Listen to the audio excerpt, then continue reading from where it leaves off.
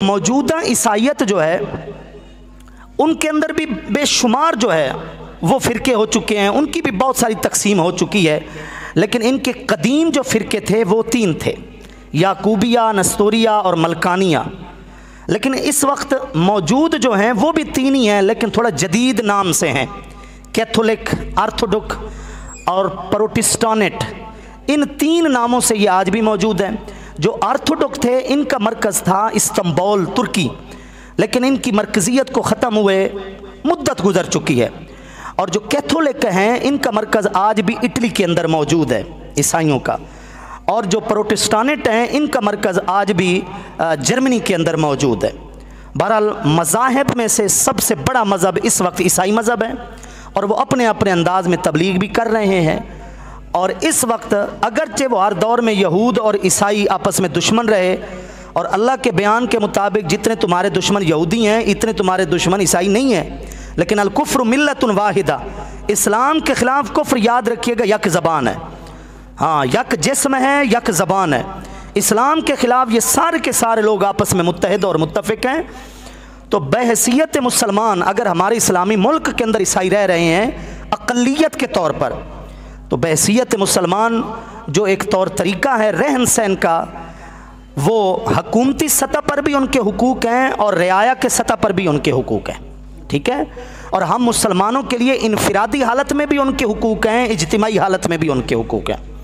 हमारी किताबों के अंदर, फ़िक़्ह हनफ़ी की किताबों के अंदर ये मसले लिखे हुए हैं कि अगर तुम्हारा पड़ोसी को यहूदी है, ईसाई है, गैर मुस्लिम है, अहले किताब में से है, और वो बीमार हो गया है, और तुम इस नीयत से चले गए हो पूछने के लिए कि हमसाया भी है और साथ साथ मेरे इस्लाम का उसके ऊपर अच्छा असर पड़े, तो इस नीयत के साथ तुम्हारा जाना शरीयत के अंदर ठीक है, गलत नहीं है, ताकि तुम्हारे अच्छे अखलाक का उसके ऊपर असर पड़े और वो तुम्हारे दीन के करीब हो।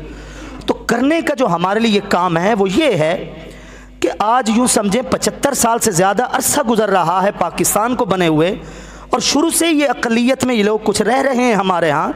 करने का जो असल काम था वो तो हमने किया नहीं कि हमारे अखलाकियात इतने संवर जाएं कि ये लोग हमारे हुस्न अखलाक से मुतासर होकर पाकिस्तान में रहते हुए कम से कम इस्लाम के पैरोकार बने, हमारे दीन के करीब हैं, हमारे दीन का मुताला करें, दीन को पढ़ें कि यार मुसलमान ऐसे बाअखलाक होते हैं, इतनी बड़ी बात है। तो ये चीज़ भी है, लेकिन इसके साथ साथ हमें अपनी सकाफ़त का भी पासदार होना चाहिए, अपने कल्चर का भी मुहाफ़िज़ होना चाहिए, ख़ास तौर पर अपनी मजहबी रिवायात का अमीन भी हमें ख़ुद होना चाहिए। हम हुस्न अखलाक के रवादार तो हैं, लेकिन हुस्न अखलाक का ये मतलब नहीं है कि हम इतने कच्चे हो गए हैं कि हमें अपने दीन की नज़ाकतों का भी ना पता हो। अब मैरी क्रिसमस आप मैसेज लिख रहे हैं, आपने को जानने वाला है, दफ्तर में काम करने वाला है, आपको पता ही नहीं है कि हज़रत ईसा अलैहिस्सलाम की पैदाइश को अल्लाह का बेटे के तौर पर नौज़ुबिल्लाह करार देते हैं, तो आप भी उसके अंदर शरीक हो रहे हैं। हाँ, आप उसने अखलाक से पेश आएँ, हमसाए के तौर पर साथ वो उठना बैठना है, इस तरह आप अपनी ज़बान, कलाम, मामलात को रखें कि वो आपके दीन के करीब आने की कोशिश करें, ये आपकी नीयत होनी चाहिए। बाकी उनके दीगर मामलात का हमें अच्छे तरीके से पता होना चाहिए। मार्च के अंदर उनका एक मजहबी त्यौहार मनाया जाता है ईस्टर के नाम से, लेकिन उससे एक जुमा कबल बरोज़ जुमा को उनका एक बहुत बड़ा मजहबी त्यौहार मनाया जाता है गुड फ्राइडे के नाम से। अब ये गुड फ्राइडे का भला क्या वो माना लेते हैं? गुड फ्राइडे वो उन्होंने वो दिन रखा हुआ है कि उनकी नज़र में गुड फ्राइडे वो दिन है जिस दिन हज़रत ईसा को सूली दी गई थी।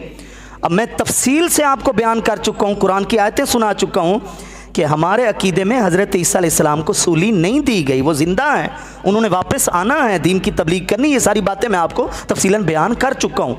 तो अब आप भी गुड फ्राइडे में शामिल हो गए, आपको पता नहीं है कि वो तो जनाब मौत के कायल हैं हज़रत ईसा अलैहिस्सलाम के, और हम अल्हम्दुलिल्लाह हयात के कायल हैं, अपने अकीदे के हम मुहाफ़िज़ हैं। यानी यूँ समझे 100 के करीब ऐसी अहादीस मिलती हैं जिनमें आप अलैहिस्सलाम ने हज़रत ईसा अलैहिस्सलाम की हयात का भी जिक्र किया है और क़यामत से पहले वापस आने का भी जिक्र किया है। 100 के करीब ऐसी हदीसें मिलती हैं। अल्लामा गुलाम रसूल सईदी साहब रहमतुल्लाह ताला अलैह ने बड़ी मुफस्सल तफसीर लिखी है, तफसीर तिबियानुल कुरान, कुरान मजीद की उर्दू के अंदर दूसरी जल्द के अंदर उन्होंने 40 हदीसें एक जगह जमा की हैं जिसमें इस चीज़ का बयान है कि हज़रत ईसा अलैहिस्सलाम ज़िंदा हैं और उन्होंने दोबारा वापस आना है। तो हमें इन चीज़ों का अच्छे तरीके से पता होना चाहिए, मालूमात होनी चाहिए, ताकि हम बज़ाहिर तो हम कह रहे हैं कि जनाब हम तो हुस्न अखलाक का मुज़ाहरा कर रहे हैं, लेकिन हमें पता ही ना हो कि हम अपने ही अकीदे का मजाक उड़ा रहे हैं। तो इन चीज़ों का हमें अच्छे तरीके से एहसास भी होना चाहिए। तो कल वो क्रिसमस मना रहे हैं, ना तो हज़रत ईसा अलैहिस्सलाम की पैदाइश का दिन कोई मुकर्रर है, कोई हतमी है नहीं। हाँ, हम ये कहते हैं कि वो पैदा हुए, और उनकी पैदाइश के हवाले से जो मोटी मोटी बातें थी, कहाँ पैदा हुए, मैं मौजू के शुरू में आपको बता चुका हूँ। लेकिन कोई 25 दिसंबर की डेट उनके यहाँ भी मुकर्रर नहीं है। ये हमारी सिर्फ बात नहीं है, उनके यहाँ भी ये मुकर्रर नहीं है। मैंने अर्ज़ की 300 साल तो वैसे ही करते रहे, कभी कोई डेट कभी कोई डेट, लेकिन उन्होंने खुद इत्तेहाद किया कि एक डेट हम करते हैं। तो हज़रत ईसा अलैहिस्सलाम के आने की हमें खुशी है, अल्हम्दुलिल्लाह, दुनिया में पैदा होने की भी खुशी है, इंशाअल्लाह वो तशरीफ़ लाएंगे। ये सारी बातें, ये सारे एहसासात हमारे दिलों में है। लेकिन ऐसा नहीं है कि जैसा हज़रत ईसा के बारे में ईसाई अकीदा और नज़रिया रखते हैं कि हम भी ऐसा रखें। हमें इन चीज़ों का फ़र्क ज़रूर आना चाहिए। अकीदा तसलीस अल्लाह रब्बुल इज़्ज़त को गज़बनाक करने वाला उनका अकीदा है, अल्लाह रब्बुल इज़्ज़त को सख्त नाराज़ करने वाला उनका अकीदा है। अल्लाह रब्बुल इज़्ज़त ने कुरान मजीद की 5वीं सूरत सूरह मैदा आयत नंबर 72 के अंदर यही फरमाया, लक़द कफ़र लवीना क़ालू इन्नल्लाह सालिसु सलासा। इन लोगों ने कुफ्र किया जिन्होंने कहा कि 3 खुदा हैं और मैं उन तीनों में से एक हूँ। अल्लाह रब्बुल इज़्ज़त ने कुरान मजीद की 4थी सूरत सूरह निसा के आखिर में आयत नंबर 171 के अंदर यहाँ तक फरमाया, वला तक़ूलू सलासा, ये 3 वाली बात नहीं करो, इंतहू खैरन लकुम, बाज आ जाओ, ये बाज आना ही तुम्हारे लिए बेहतर है। इन्नमल्लाहु इलाहुन वाहिद सुब्हानहु अन यकून लहु वलद लहु मा फिस समावाति व मा फिल अर्द व कफ़ा बिल्लाहि वकीला। अल्लाह एक ही है, वो औलाद से पाक है और उसी के लिए बादशाहत आसमानों और ज़मीनों की है, और अल्लाह बेहतरीन कारसाज होने के हवाले से काफ़ी है। ये अल्लाह रब्बुल इज़्ज़त ने हमारी अपनी तरबियत फरमाई है कि हम किस तरह हज़रत ईसा अलैहिस्सलाम के बारे में अक़ीदा रखें। वो अल्लाह के बंदे थे, फरमाबरदार बंदे थे, और अल्लाह रब्बुल इज़्ज़त ने एक मुकर्रर वक्त तक उनको यहाँ रखा, फिर उठा लिया, फिर अल्लाह रब्बुल इज़्ज़त अपनी हिकमत और कुदरत के पेश नज़र उनको दोबारा भेजेगा। वो फिर एक मुकर्रर मुद्दत यहाँ रहेंगे, और उसके बाद उनकी एक तबई हवाले से वफ़ात भी होगी, सारे मामलात भी होंगे। अल्लाह रब्बुल इज़्ज़त हमें अमल की तौफ़ीक़ अता फ़रमाए, और दीगर अंबिया किराम अलैहिमुस्सलाम के साथ जैसे हम अल्हम्दुलिल्लाह ईमानी रिश्ता कायम किए हुए हैं, अल्लाह रब्बुल इज़्ज़त उनकी इज़्ज़त, उनका अदब, उनका एहतराम भी